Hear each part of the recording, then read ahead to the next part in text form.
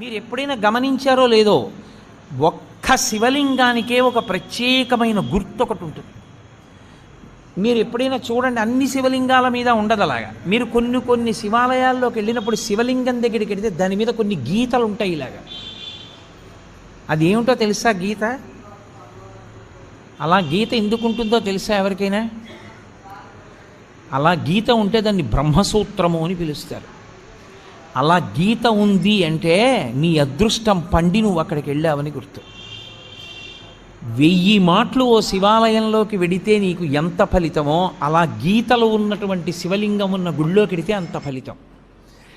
విశేషమైన ఆరాధనీయమో అని గుర్తు. అలాంటి శివలింగం ఉన్న గుడిలోకి వెడితే తప్పకుండా మీరు మీ ద్రవ్యాన్నో, మీ బలాన్నో, మీ సంపత్తినో, మీ పాటనో, మీ పద్యాన్నో, మీ కష్టాన్నో అక్కడ వినియోగించాలి.